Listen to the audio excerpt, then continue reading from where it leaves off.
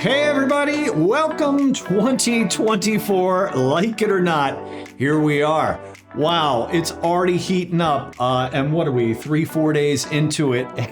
I mean, it just started off with Japan and an earthquake, and who knows what is in store for 2024, but only God, and we can kind of predict it. However, today I have something very important to bring to you that is hopefully going to at least kind of I've got to explain this whole concept of something to you in regards to spiritual warfare.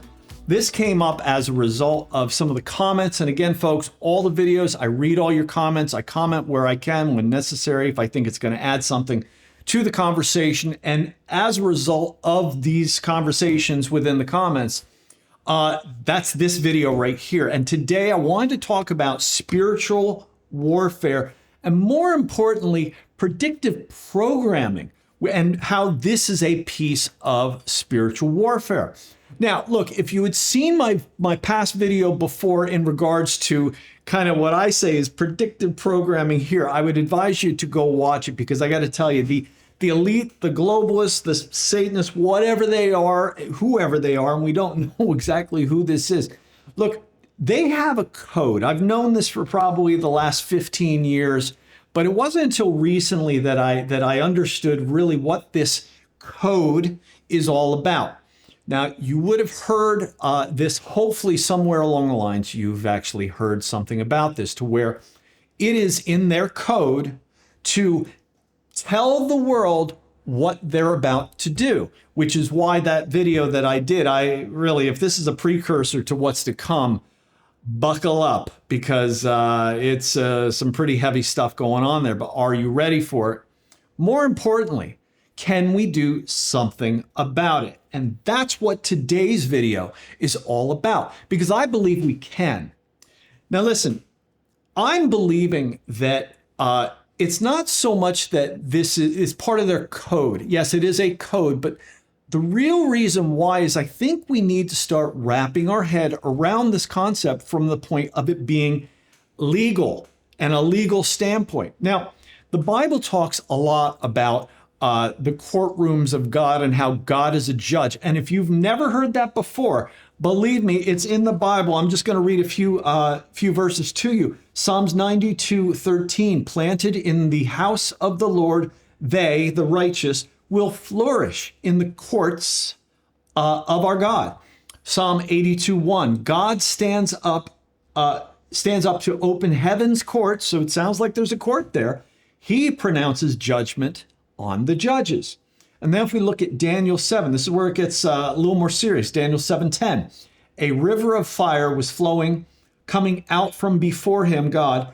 Thousands upon thousands attended him, God. 10,000 times 10,000 stood before him. And here it is. The court was seated and the books were opened. It's very clear that there is a courtroom in heaven. And that's what I mean by from a legal standpoint. But I have a personal story that I want to share with you that actually kind of is a parallel to this. So on this channel, I talk a bit about my daughter. I love my daughter. I've been in her life for the last 25 years, even though she's 27. How is that possible? Well, a little known fact that I really don't broadcast that often is the fact that I adopted my daughter. Now, not adopted from your normal sense of going to an agency, but I started dating her mother when my daughter was only 2 years old. And so we were, peas and carrots for forever. But in the end, it came down to where I really felt it necessary to adopt her so that we could be one as a family. It also gave us the ability to move to Australia, because that would have been a whole mess without having that done from a legal standpoint. So as part of the process of trying to adopt my daughter, what I had to do, I contacted the biological father myself, who hadn't been in her life since she was basically 4, maybe 6 months old at best. I thought everything was going fine, and really all we needed to make this legal was for this person to basically sign away his rights to being a father for her so that I could then take on the responsibility of fatherhood for my daughter.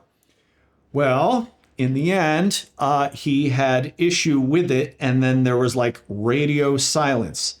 We couldn't get in touch with him. We couldn't get him to sign off on board on anything. So then it's like, okay, what do you do from a legal standpoint? Well, this is what we had to do and what our lawyer at the time advised us. Sadly, it was a lot more money doing it this way, but in the end, it worked. What we had to do was we had to take out an ad in a newspaper in his local area. And we had to prove that, we had for 30 days, we put this ad in the paper, which again cost us money. It had to be within his area, and we had to show that that's where his residence was. So we gave him time. And what the ad basically said was, okay, well, we're going to court on this date in Florida. We were living in Florida at the time. We're going to court in this date. If you object to this adoption, you need to show up. Well, that day finally came. And so obviously, if he objected to me adopting this child, he would show up and so on and so forth. Well, in the end, of course, he did not show up. So what we did was we showed our due diligence at that point that, look, we went through the process. We gave him ample time to object to this. If now there's no objection. So at that point, it was very easy for the judge to basically give all parental rights then from this gentleman who didn't show up, didn't object, to me. Now, why do I tell you this whole entire story? The reason why is because this is exactly like the courtroom of God. So this is what predictive programming is all about. This is Satan basically saying, hey, I'm going to go and do all this stuff around the world. And it gives people ample time to object. And then, of course, if there is no objection, hey, at that point, Satan legally has the right to do whatever he wants to. I mean, that's really how it works. Now, maybe you ask the question, well, how do you come against this kind of stuff? Well, it's really simple, folks. Prayer. Pray against it. That's really what this is. You have the legal right as a Christian to go before the throne room of God and protest and say, God, I don't want Satan to do this. I object to his moves and his motives. Now, look, I don't know how many people have to be praying against this. It could be 1, it could be 100, it could be 1,000. I really don't know in the end. But the fact of the matter is, how many people even, 1, know about this legal system, and 2, how many people are actually praying against it? I mean, that's really the question here. I don't see people doing this. So at that standpoint, at this point, basically that movie that I showed you, Leave the World Behind, it talks about how they're going to basically knock out the power grid and do all sorts of crazy stuff. Are we praying against this? Are we just hoping? I don't know. I think people, and this is part of the Satan's tactic where he wants people, 1, in fear, and he wants people confused so that you don't know what really is going on here. And at that point, because you've basically done nothing, at that point, Satan has every reason to do whatever he wants to do from a legal standpoint. Folks, that's my word of the day. I hope this makes sense for you. And I truly brought this whole thing up. Trust me, there is a sequence of videos that I have planned. Leave the World Behind being the first one, this being the second one, and I got one more that I'm gonna tell you is gonna blow your socks off. But you needed to hear this one first because you need to wrap your heads around the whole legality of how Satan's kingdom works. And look, it's not just even with the predictive programming, really, that's just kind of even one aspect of the spiritual warfare that's going on.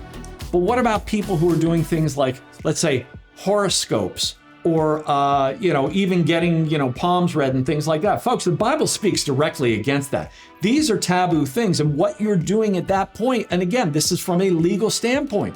you are then at that point, giving Satan, the legal right to then come in and mess with your life. This is why God says, don't even do it. And I advise you, don't even mess with it. I'm talking even the littlest thing that has to do with this. Come against it. Ephesians 6, we're supposed to be boosting ourselves up here, armor of God. That's really what this is all about. We've got to fight this from a spiritual standpoint. All this stuff is going to go on around us. This is why I do this channel, because I just want to be here to encourage all of you, and I hope I do encourage all of you, because that's really the point of this.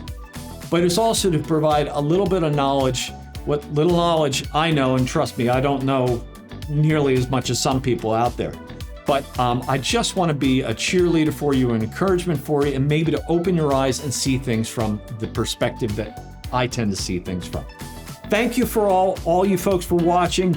Here we go, 2024, and if you haven't yet, please subscribe to the channel, show the notifications, give me a boost, make me feel better.